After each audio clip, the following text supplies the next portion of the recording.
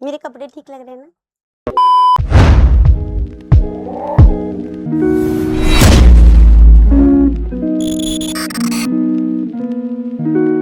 Hello बच्चों, this is me Komal Trivedi. Last video में हमने बात करी थी कोड BZYET के कुछ क्वेश्चंस के बारे में, जिसमें हमने डेफिनेशंस कैसे लिखनी है या डेफिनेशंस का मीनिंग क्या है वो पढ़ा था। आज हम उसी कोड BZYET 143 के कुछ और क्वेश्चंस को पढ़ेंगे, कुछ और क्वेश्चंस को समझेंगे कि हमें अटेम्प्ट कैसे करना है या फिर जो हमें डिजीज दी गई है उन डिजीज का मतलब क्या है। तो बिना किसी देरी के स्टार्ट करते हैं अपनी वीडियो। फॉर्मेट वही रहने वाला है जैसे लास्ट क्लास बताया था। अब हम क्वेश्चंस को स्टार्ट करेंगे। हमारा पहला क्वेश्चन हमारे पास आता है, explain the transmission of kala azar by sand flies and write their control measures. First of all पहले बात कर लेते हैं कि कालाजार है क्या। कालाजार का दूसरा नाम क्या है? विशरल लिस्मेनियासिस, जो एक पैरासाइटिक डिसीज है। पैरासाइटिक डिजीज है और ये प्रोटोजोआ से हो रही है, यानी प्रोटोजोआन डिजीज है। जो इसका वेक्टर है जिससे ये ट्रांसमिट हो रही है वो है सैंड फ्लाइज। सैंड फ्लाइज में भी क्या नाम है इसका? फ्लेवेटोमस। ये जो सैंड फ्लाइज हैं ये जिस भी इन्फेक्टेड पर्सन को बाइट करती हैं, सपोज दैट कोई इन्फेक्टेड पर्सन है, उसे सैंड फ्लाइज ने बाइट किया, तो सैंड फ्लाइज के बाइट करने के बाद उस इन्फेक्टेड पर्सन से उस पैरासाइट की एंट्रेंस किस में होगी? सैंड फ्लाइज की बॉडी के अंदर। देन वो सैंड फ्लाई खुद क्या हो जाती है? इन्फेक्टेड। अगेन वो सैंड फ्लाइज जब जाकर किसी और अनइन्फेक्टेड पर्सन या हेल्दी पर्सन को बाइट करती है, तो ऐसे करते करते करते एक होस्ट से दूसरे होस्ट में इस डिजीज को, इस पैरासाइट को ट्रांसमिट करती है। ओके, सो नाम क्या है? कालाजार, जिसे हमने क्या बोला? विशरल लिस्मेनियासिस, जो कि पैरासाइटिक डिजीज है। और जो पैरासाइट है उसका नाम क्या है? Leishmania donovani. और जो वेक्टर है वो क्या है हमारा? Sand fly. अब एक बात पहले समझ लेते हैं कि जो कालाजार का ट्रांसमिशन है वो किस तरीके से हो रहा है। जैसे मैंने अभी आपको नॉर्मली बताया कि सैंड फ्लाइज हैं और ये सैंड फ्लाइज ही इसकी जो वेक्टर है। सो अभी जो सैंड फ्लाई है वो कैसी है? अनइन्फेक्टेड है, यानी वो भी हेल्दी सैंड फ्लाई है। बट इन केस कोई इन्फेक्टेड पर्सन, उस पर्सन की बॉडी में पैरासाइट प्रेजेंट है, सैंड फ्लाइज के बाइट करने पर ब्लड के थ्रू पैरासाइट का ट्रांसमिशन किसके पास होगा? मान लीजिए अब सैंड फ्लाइज ने एक इन्फेक्टेड पर्सन को बाइट किया, उस इन्फेक्टेड पर्सन को बाइट करने के बाद उसके ब्लड के थ्रू वो पैरासाइट किसकी बॉडी में आ गया? सैंड फ्लाई की बॉडी में। उस सैंड फ्लाई को हम अब क्या मानते हैं? Infected sand fly. बट ये जो इन्फेक्टेड सैंड फ्लाई है या जो इन्फेक्टेड पर्सन है, इनमें भी मेनली किस ऑर्गन को ज्यादा नुकसान होता है? इनमें मेनली ज्यादातर नुकसान होता है लिवर, स्प्लीन और बोन मैरो को। जब लिवर, स्प्लीन और बोन मैरो ज्यादातर इफेक्टेड हो जाते हैं, इन पर ज्यादा इंपैक्ट होता है, तो इसकी वजह से बॉडी का ओवरऑल जो कंट्रोल सिस्टम है या हेल्थ सिस्टम है वो डिस्टर्ब होता है और उसकी वजह से ये सैंड फ्लाई क्या हो जाती है? इन्फेक्टेड। जैसे ही ये इन्फेक्टेड सैंड फ्लाई वापस से किसी हेल्दी पर्सन को बाइट करेगी, तो वो एक पर्सन से दूसरे पर्सन में अपने थ्रू, अपने एक इंटरमीडिएट होस्ट बनकर इस डिजीज को ट्रांसमिट कर रही है, उस पैरासाइट को ट्रांसमिट कर रही है, जिससे डिजीज कॉज होगी। अब ऐसा पर्सन जिसको ये डिजीज है, उनके सिम्टम्स क्या होंगी? सिम्टम्स है लॉन्ग लास्टिंग फीवर, यानी बहुत लंबे समय तक से बुखार रहना, या बहुत लंबे समय तक बुखार रहने के बाद कुछ टाइम चला भी गया तो दोबारा से वापस आ जाना, यानी बार बार फीवर का आना और काफी टाइम तक रुकना। देन वेट लॉस, एकदम से जो पर्सन है उसके वेट लॉस होना शुरू हो जाएगा, तो वो भी दूसरा सिम्टम है। तीसरा वीकनेस, वेट लॉस हो रहा है, साथ साथ में फीवर रह रहा है, जिसकी वजह से क्या आती है? वीकनेस। पर्सन जो है वो कैसा फील करेगा? वीक फील करेगा। नेक्स्ट अनीमिया, क्योंकि सैंड फ्लाइज में जब ये पैरासाइट एंटर कर रहा है या किसी इन्फेक्टेड पर्सन में जब ये पैरासाइट एंटर कर रहा है, तो इन ऑर्गन्स तक, लिवर, स्प्लीन और बोन मैरो तक पहुंचने के लिए उसके पास जो मीडियम है वो क्या है? हमारा ब्लड। ब्लड के थ्रू जब ये इसमें पहुंचेगा तो सबसे पहले वो हमारे ब्लड को इन्फेक्टेड करता है, हमारी जो आरबीसीज है उनको इन्फेक्टेड करता है। जैसे जैसे आरबीसीज इन्फेक्ट होंगी वैसे वैसे लिवर, स्प्लीन, बोन मैरो भी क्या हो जाएंगे? इन्फेक्टेड। और यहाँ बोन मैरो में हमारे क्या बनते हैं? आरबीसीज बनते हैं। तो जब फैक्ट्री में ही दिक्कत आएगी तो प्रोडक्शन अपने आप क्या हो जाएगी? कम हो जाएगी। जैसे ही प्रोडक्शन कम हुई, हमारे पास क्या आ गया? खून की कमी आ गई, जिसे हमने क्या बोला? अनीमिया। तो इसका सिम्टम अनीमिया भी है। देन स्प्लीन और जो लिवर है, इनके साइज में इंक्रीजमेंट हो जाती है, यानी साइज एनलार्ज हो जाते हैं। तो ये सारे सिम्टम्स क्या कॉज करते हैं, हमारे पास काला अजहर डिजीज को कॉज करते हैं। नेक्स्ट, अब इसके कंट्रोल मेजर्स कैसे हो सकते हैं? नॉर्मल सी बात है, जैसे हम लोग सोचते हैं कि हमें डेंगू ना हो, चिकनगुनिया ना हो, मलेरिया ना हो, तो उसके लिए हम क्या यूज करते हैं? सबसे पहले हम पर्सनल प्रोटेक्शन यूज करते हैं, दैट इज कि आप सोने से पहले नेट लगाओ, यानी मॉस्किटो नेट का यूज करो, फुल स्लीव के क्लोथ्स पहनो, और साथ साथ में जो इंसेक्टिसाइडल स्प्रे होते हैं उनको स्प्रे करो कि ताकि हमारे पास कोई मच्छर या किसी भी तरह का इंसेक्ट जो कि ये डिजीज कॉज कर रहा है वो हम तक उड़कर या हम तक ना आए और हमें बाइट ना कर सके। सो सबसे पहले पर्सनल प्रोटेक्शन पे ध्यान रखना है, आपको मॉस्किटो नेट यूज करने हैं, फुल स्लीव के कपड़े पहनने होंगे। एनवायरमेंटल कंट्रोल का भी ध्यान रखना है, जैसे मच्छर के लिए हम बोलते हैं ना कि आसपास गंदगी नहीं रहनी चाहिए, पानी नहीं रहना चाहिए जिसकी वजह से मच्छर पैदा ना हो, वैसे ही सैंड फ्लाइज के भी आने का खतरा रोकने के लिए हमें आसपास क्या रखना पड़ेगा? साफ सफाई। Then chemical method, chemical control method में इंसेक्टिसाइड स्प्रेइंग करनी है, मतलब आपको वो जेल, दवाइयाँ, जो भी मेडिसिन आप अप्लाई करने वाली ऑइंटमेंट लगा रहे हो वो आपको यूज करना पड़ेगा।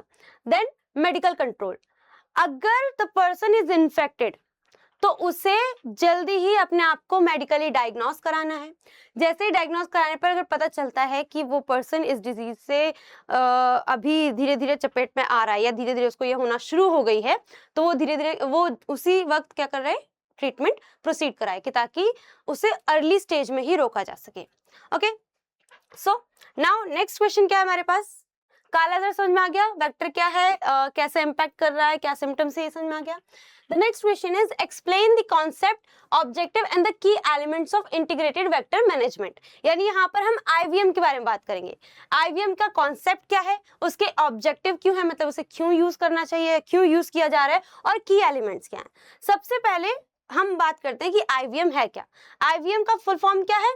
इंटीग्रेटेड वेक्टर मैनेजमेंट, यानी किस तरह से आप वेक्टर को बीमारी को पहुंचाने से पहले ही रोक रहे हो, मैनेजमेंट कैसे कर रहे हो, अपने आसपास अपनी जो पर्सनल प्रोटेक्शन है वो कैसे कर रहे हो।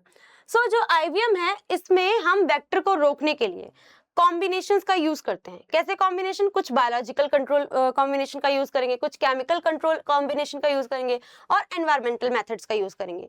जब इन तीनों चीजों को यानी बायोलॉजिकल, केमिकल और एनवायरमेंटल मेथड्स को साथ में मिला दिया जाता है, तब बनता है हमारा इंटीग्रेटेड वेक्टर मैनेजमेंट, जिससे कि हम अपनी प्रोटेक्शन कर सकते हैं कि ताकि हमें इन फ्यूचर कोई डिजीज ना हो या आसपास कम्युनिटी आउटरीच में भी अवेयरनेस फैले और इससे कोई बीमारी ना हो।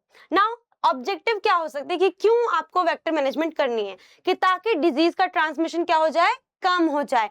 डिजीज ट्रांसमिशन के रिस्क कम होंगे, कम डिजीज होगी जिससे रोकथाम होगी और हेल्दी लाइफस्टाइल रहेगी।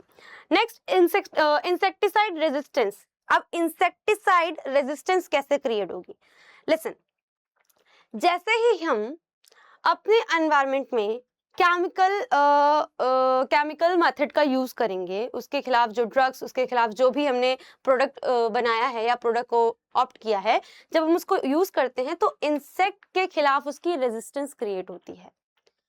तो जो इंसेक्ट उस पैरासाइट को, उस बीमारी के पैथोजन को लेकर आ रहा है, पर्टिकुलरली उसी इंसेक्ट पर वो काम करेगा। और जब उस इंसेक्ट पे काम करेगा तो इसका मतलब क्या है? ऑटोमेटिकली हम लोग क्या कर रहे हैं? टर्मिनेट कर रहे हैं, रोक रहे हैं किसी चीज को अपने पास आने से, बीमारियों को अपने पास आने से। Next is protect environment. Environment को भी प्रोटेक्ट करना है, क्योंकि अगर वेक्टर मैनेजमेंट हो पाएगी तभी आप एनवायरमेंट को प्रोटेक्ट कर सकते हो। अब यहाँ पे सिर्फ अपने ऊपर बीमारी की बात मत सोचो, एनवायरमेंट में और क्या है? क्रॉप्स हैं, वेजिटेबल्स हैं, फ्रूट्स है, सब कुछ है, उनको भी बीमारियां हो रही हैं, उनको भी पैरासाइटिक, उनको भी बैक्टीरियल, उनको भी फंगल डिसऑर्डर्स हो रहे हैं, डिजीज हो रही है। तो उन्हें कंट्रोल करने के लिए भी तो हम लोग क्या यूज करते हैं? उन्हें कंट्रोल करने के लिए भी हमारे पास बहुत सारे ऐसे मेथड्स हैं, बायोकेमिकल मेथड्स हैं, जिनका यूज किया जाता है कि ताकि यील्ड भी सही रहे, एनवायरमेंट भी सही रहे और ओवरऑल जो आसपास का माहौल है वो भी क्या रहेगा? फिट रहेगा। Okay, next, community participation and cost effective control. एक तो बजट में चीजें रहें, दूसरी बात क्या है? अवेयरनेस फैलानी है। कम्युनिटी पार्टिसिपेशन का मतलब क्या है? आप जानते हो, आपने देखा, आपका ट्रीटमेंट हुआ, आप उस चीज से गुजरे, या आपने अपने प्लांट्स में देखा कुछ ऐसा हो रहा है, बट बाकी को अगर नहीं पता है तो इससे क्या होगा, कम्युनिटी अवेयरनेस आप सामने वाले मतलब कम्युनिटी अवेयरनेस आप फैला सकते हो, जिससे कि उन्हें भी इन चीज़ों का पता चले, वो भी अवेयर हों, अपनी प्रोटेक्शन करें, इन साथ साथ में अपना आसपास एनवायरनमेंट की प्रोटेक्शन करें, और ओवरऑल जो हमें एक हेल्दी कम्युनिटी चाहिए, क्या चाहिए हमें, हेल्दी कम्युनिटी, तो उस हेल्दी कम्युनिटी को बिल्डअप करने के लिए IVMs are necessary. Okay, so next, इसी में ही की एलिमेंट्स क्या हो सकते हैं। अब की एलिमेंट्स में सबसे पहले आपको क्या करना है, एविडेंस बेस्ड डिसीजन मेकिंग। पहले एविडेंस इकट्ठे करें। एविडेंस का मतलब क्या है, सिम्टम्स, कॉजेज, इफेक्ट, जो भी आपने देखे उसके अकॉर्डिंग आपको क्या करना है, डिसीजन बनाना है, मतलब अपना डिसीजन लेना है। ओके, देन इंटीग्रेटेड अप्रोच, साथ में किस तरह से किसी कॉम्बिनेशन को, किसी चीज़ों को कॉम्बिनेशन बनाकर यूज करना, केमिकल, बायोलॉजिकल जो भी मेथड्स हैं उनका जब कॉम्बिनेशन बनाते हो तो उसके कितने पावरफुल इम्पैक्ट पड़ सकते हैं, वो सब देखना। Then community participation, again awareness फैलाना है, लोगों को बताना है कि कैसे आप उन चीज़ों से गुजर सकते हो, लड़ सकते हो, कैसे सेव कर सकते हो चीज़ों को। Next is collaboration, health departments के साथ और लोकल बॉडी कोऑपरेशन की मदद से कोलैबोरेट करके हमें क्या करना है, again the awareness and the treatment, awareness create करनी है और ट्रीटमेंट करना है। Okay, next is capacity building. Capacity building मतलब जितना ज्यादा रियल केसेस, जितने ज्यादा रियल इंसिडेंट हमारे सामने होंगे, उतने ही ज्यादा, मतलब मैं हेल्थ फील्ड की बात कर रही हूँ, उतने ही ज्यादा जो हेल्थ फील्ड वर्कर्स होंगे उनको उतना ही ज्यादा ट्रेनिंग मिलेगा, वो उतने ही ज्यादा क्या बनेंगे, केपेबल बनेंगे किसी भी चीज से ओवरकम होने के लिए, किसी भी चीज को ट्रीट करने के लिए। सो ये हेल्थ वर्कर्स की ट्रेनिंग के लिए भी क्या है, बहुत ज्यादा जरूरी है। नाउ इसी में नेक्स्ट क्वेश्चन क्या है, describe the biological methods of vector control in integrated vector management. अब बायोलॉजिकल मेथड्स क्या हो सकते हैं वेक्टर कंट्रोल के। पहली बात तो वेक्टर कंट्रोल का मतलब क्या है, बट ध्यान से सुनो, वेक्टर्स क्या होते हैं, जो डिजीज को, मतलब डिजीज क्या है, डिजीज एकदम से ऐसे तो फैल नहीं रही है, किसी पैरासाइट से, किसी पैथोजन से होने वाला आपकी बॉडी में डिस्कम्फर्ट, आपकी बॉडी में चेंज, फिजियोलॉजिकल स्ट्रक्चरल चेंज हो रहा है, वही तो आपका क्या है, डिजीज है। नाउ अब वेक्टर क्या कर रहा है, वेक्टर एक बस ट्रांसमिशन का काम करना है कि मतलब मुझे मेरे पास या तो मेरी बॉडी में पैरासाइट है, या तो मैं कहीं और से मेरे बॉडी पे ऑप्ट हुआ है पैरासाइट, उस पैरासाइट को मुझे एक अच्छे खासे हेल्दी होस्ट के पास लेकर जाना है। ठीक है, सो वेक्टर का काम क्या है, इंटरमीडिएट वर्कर, जो कि बीच में रहकर चीजों को ट्रांसमिट कर रहा है। नाउ अब उन वेक्टर्स को कंट्रोल करने के लिए हमारे पास काफी मेथड्स हैं, जैसे पहले मैंने क्या बताया था, बायोलॉजिकल मेथड है, दूसरा क्या बताया था, बहुत केमिकल मेथड है, और मतलब डिफरेंट काइंड के मेथड है। सबसे पहले बायोलॉजिकल मेथड में देखते हैं, बायोलॉजिकल कंट्रोल के लिए हम क्या कर रहे हैं। अच्छा, बायोलॉजिकल कंट्रोल है क्या, नेचुरल तरीके से नेचुरल एनिमीज को कैसे खत्म किया जा सकता है कि ताकि वेक्टर का मैनेजमेंट हो सके। ओके, सबसे पहले आता है लार्विवोरस फिशेस। लार्विवोरस फिशेस का मतलब क्या है, वो फिश जो कि लार्वा पे फीड करती हैं। एक हमारे पास जब हम लोग 12th क्लास में थे और डिजीज, हेल्थ एंड डिजीज वाला चैप्टर जब आप पढ़ रहे थे, तो उसमें आपने पढ़ा होगा कि अगर साइंस साइड में जो चैप्टर नंबर 9 और 10 आई गेस उतना होगा, जिसमें क्या था कि मलेरिया के बारे में बताया गया था। तो उसी में हमने एक और चीज पढ़ी थी कि गंबूशिया नाम की फिशेस को पॉन्ड्स में, लेक्स में क्या करा जाता है, उनको वहां पर रखा जाता है, उनको उस जगह पर क्यों रखा जाता है कि ताकि वो मॉस्किटो के लार्वा को खा सकें, बिकॉज वो क्या होती है, लार्विवोरस फिशेस होती हैं। तो जितना ज्यादा वो मॉस्किटो के लार्वा को खाएंगी उतना ही ज्यादा वेक्टर कम होंगे। जब वेक्टर ही कम होंगे तो डिजीज के फैलने या पैरासाइट या पैथोजन के फैलने के चांसेस भी कम हो जाएंगे। यानी हमारे पास जो एक डिजीज का रेशियो है ना, इन्फेक्शन का या डिजीज का या किसी भी तरह के डिस्कम्फर्ट का जो रेशियो होगा वो क्या हो जाएगा, अपने आप कम हो जाएगा। इसका मतलब क्या है, वेक्टर मैनेज हुआ तो बहुत सारे लोगों की जो लाइफस्टाइल है वो वैसी ही नॉर्मल चली। ठीक है, सो फिशेस कौन कौन सी है, एक तो गंबूशिया और एक गप्पी फिश, ये दोनों ही मॉस्किटो के लार्वा पे फीड करती हैं। नेक्स्ट बैक्टीरियल भी हैं यहाँ पर, बायोलॉजिकल एजेंट्स हैं जो कि वेक्टर को मैनेज करते हैं। हमने 12th में ही एक हमारा बायोटेक्नोलॉजी चैप्टर है जिसमें हमने बीटी कॉटन के बारे में पढ़ा था। तो जो बीटी कॉटन में जो बीटी वर्ड है वो एक बैक्टीरिया के लिए स्टैंड करता है, that is bacillus thuringiensis। Bacillus thuringiensis, जिसके पास क्या होते हैं, क्राइजीन होते हैं। क्राइजीन के कुछ टाइप्स होते हैं, क्राइजीन ए बी, क्राइजीन ए 2 और क्राइजीन ए सी 1AC, ठीक है। इसका काम क्या था कि ये सिर्फ कुछ ऑर्डर के जो इंसेक्ट्स होते हैं उन्हीं को नुकसान पहुंचाएगी, मतलब टारगेटेड इंसेक्ट को नुकसान पहुंचाएगी, लेकिन ना तो प्लांट को नुकसान पहुंचाएगी और ना ही हमारे जो ह्यूमन बॉडीज है या जो नॉन टारगेटेड एनिमल्स हैं, स्पीशीज हैं, उनको नुकसान नहीं पहुंचाएगी। तो वही जो बीटी बैक्टीरिया है वो भी क्या करता है, मॉस्किटो के लार्वा पे फीड करता है, इससे भी इन्वेट किया जाता है कि ताकि और भी ज्यादा वेक्टर मैनेजमेंट अच्छे से हो सके। नेक्स्ट इज आपका natural predator. Natural predator mosquito के लार्वा को खाने वाले नेचुरल प्रेडेटर में सबसे पहला आता है ड्रैगन फ्लाई। ड्रैगन फ्लाई भी लार्वा खा रहा है, वाटर बीटल्स भी लार्वा खा रही है। तो जब लार्वा होंगे ही नहीं, लार्वा को फीड कर लिया जाएगा, जब वेक्टर होगा ही नहीं या वेक्टर बहुत कम होगा, तो डिजीज के फैलने या पैथोजन या पैरासाइट के फैलने के चांसेस भी क्या हो जाते हैं, कम हो जाते हैं। That how we control the और manage the vector. Okay, now next हम बात करते हैं, हमारे पास अगला क्वेश्चन है, given account of life cycle of malarial parasite. हमने बहुत अच्छे से इसे पढ़ रखा है 12th में, स्टिल एक बार अच्छे से समझते हैं कि आखिर मलेरियल पैरासाइट है क्या। सबसे पहले बात करते हैं मलेरियल पैरासाइट के बारे में, उसके कॉजेटिव एजेंट के बारे में। ओके, नाउ मलेरियल पैरासाइट से होने वाली बीमारी का नाम क्या है, मलेरिया। ये किससे फैलती है, मच्छर के काटने से फैलती है, इतना सबको पता है। कौन सी मच्छर के काटने से फैलती है, फीमेल एनाफिलिस मॉस्किटो से। यानी और ये फीमेल एनाफिलिस मॉस्किटो जो है वो खुद एक होस्ट है, वेक्टर के साथ साथ क्या है, ये एक होस्ट है। कैसे, मलेरियल पैरासाइट या मलेरियल डिजीज का जो पूरा लाइफ साइकिल है, लाइफ साइकिल के अंदर दो फेजेस होते हैं, जिसमें दो होस्ट हैं, एक ह्यूमन होस्ट और एक मॉस्किटो होस्ट। इन दोनों ही बॉडीज में इनके रिप्रोडक्टिव फेज चलते हैं। बस जो ह्यूमन होस्ट है उसमें एसेक्सुअल रिप्रोडक्शन चलता है और जो मॉस्किटो होस्ट है उसमें सेक्सुअल रिप्रोडक्शन चलता है, जिसके जरिए दोनों होस्ट को मिलाकर इसकी लाइफ स्पैन और लाइफ साइकिल कंप्लीट होती है। ओके, सो कॉजेटिव एजेंट क्या है, मलेरिया के होने का कॉज क्या है, प्लाज्मोडियम। इसका होस्ट क्या है, फीमेल एनाफिलिस मॉस्किटो।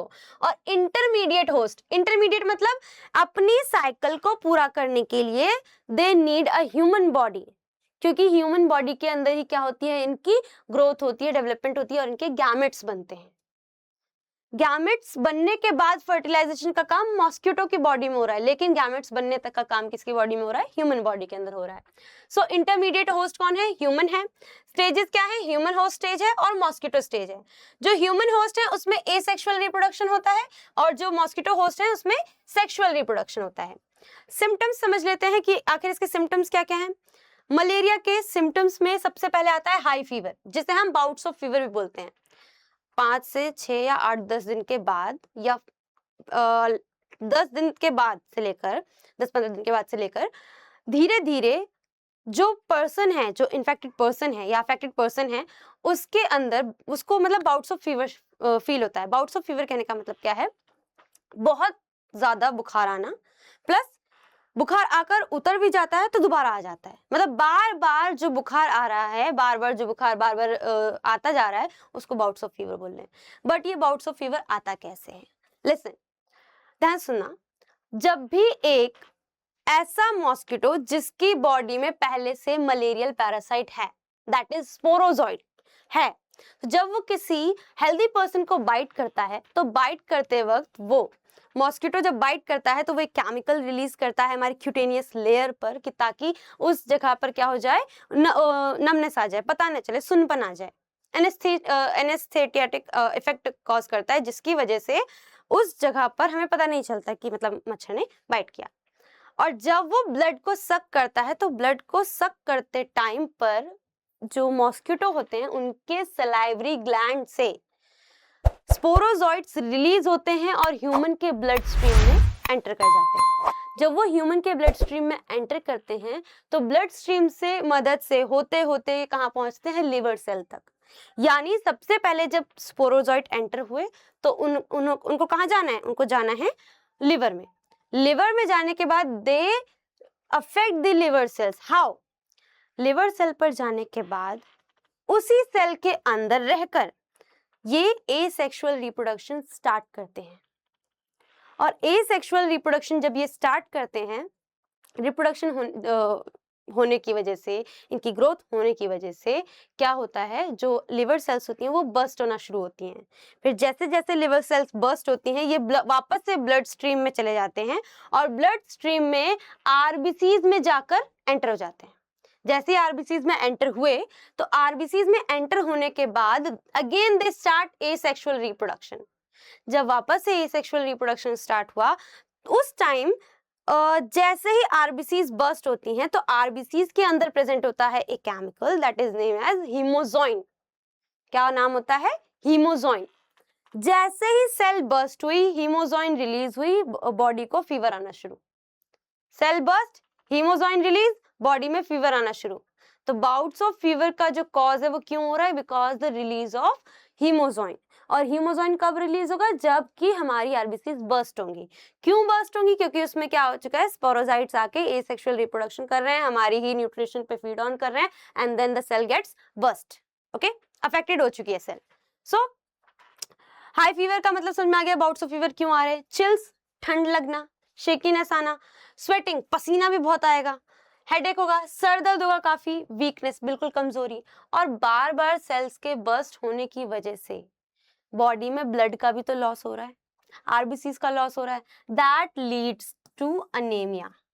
सो सिम्टम्स क्या है? High fever, chills, sweating, headache, weakness and anaemia. Now okay, अब एक बार इसकी लाइफ साइकिल को समझते हैं।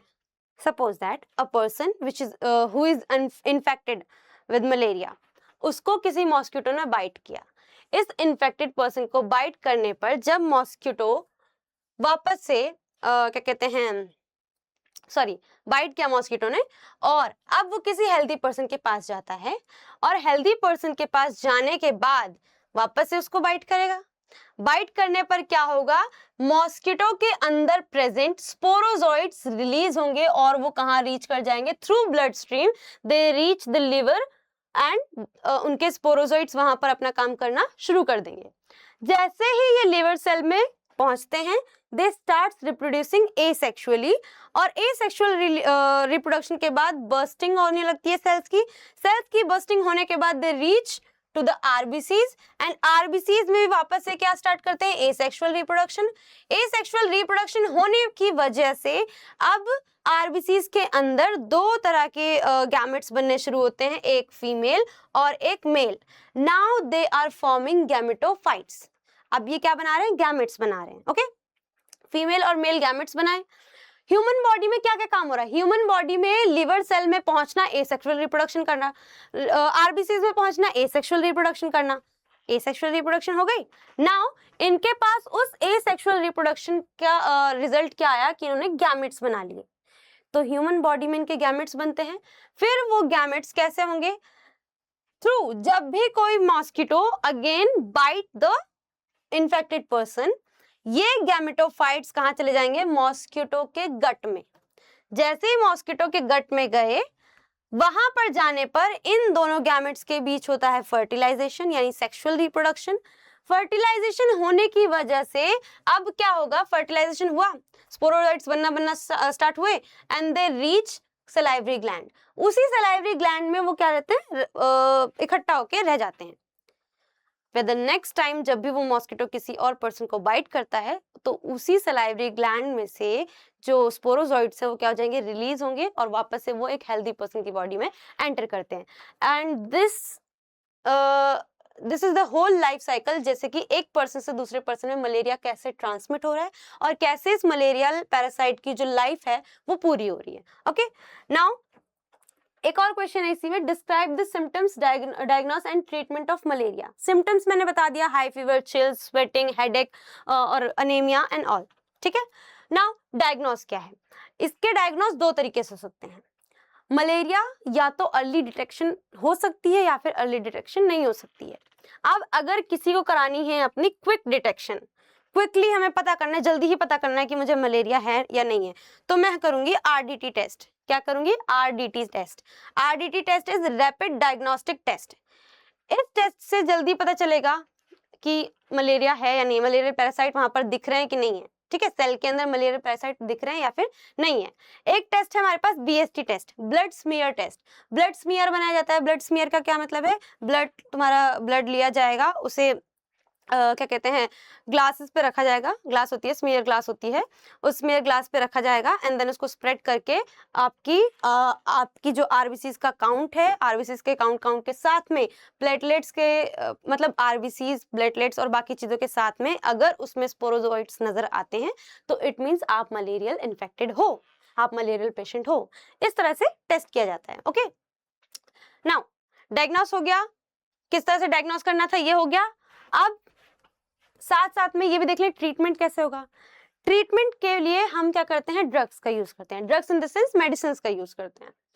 ट्रीटमेंट में हम ACT थेरेपी भी यूज करते हैं। ACT थेरेपी का मतलब क्या है, ये एक ऐसा ये भी एक ड्रग मैनेजमेंट ही है। मेरे कहने का मतलब है कि ACT थेरेपी के अंदर हम कॉम्बिनेशन ऑफ ड्रग्स को यूज करते हैं कि ताकि ट्रीटमेंट जल्दी हो सके, ट्रीटमेंट अच्छे से हो सके। ओके, और दूसरा है हमारे पास एंटी मलेरियल ड्रग्स। ओके, जो ये ACT है इसका पूरा नाम क्या है, आर्टिमाइजिनाइन बेस्ड कॉम्बिनेशन थेरेपी। ठीक है, आर्टिमाइजिनाइन बेस्ड कॉम्बिनेशन थेरेपी। इसके कुछ कॉमन कॉम्बिनेशंस क्या है, आर्टिमेथर प्लस ल्यूमेफेंट्राइन, आर्टिसोनेट प्लस अमोडियाक्विन, नाम थोड़ी सा कंफ्यूजिंग है बट अमोडियाक्विन। फिर थर्ड कॉम्बिनेशन हमारे पास क्या है, डाईहाइड्रो आर्टिमाइसिनाइन प्लस पाइप्रोएक्विन। ओके, तो ये 3 कॉम्बिनेशन जो मेजरली या कह सकते हैं कॉमनली मिल जाते हैं आपको जब भी किसी की मलेरियल पेशेंट को दवाइयां दी जाती हैं, तो ये 3 कॉम्बिनेशन ज्यादातर दिए जाते हैं, ज्यादा इफेक्टिव है। ओके, नाउ मलेरिया हमने समझ ली, मलेरियल सिम्टम समझ लिया, मलेरियल लाइफ साइकिल समझ लिया। आपके यही 5 क्वेश्चन थे। ओके, सो आई होप आपको ये पूरा क्वेश्चन और उसका आंसर कैसे करना है, किस तरह से लिखना है, डायग्राम्स कैसे बनाने हैं और डायग्राम्स को समझाना कैसे है, वो सब समझ में आ गया है। सो आज के लिए इतना ही, मिलते हैं नेक्स्ट वीडियो में नेक्स्ट कोड के साथ। तब तक के लिए बाय बाय। चैनल को लाइक कीजिए, सब्सक्राइब कीजिए, शेयर कीजिए और अपने दोस्तों से बताइए कि आप कहाँ से पढ़ रहे हैं। मेरे कपड़े ठीक लग रहे हैं ना।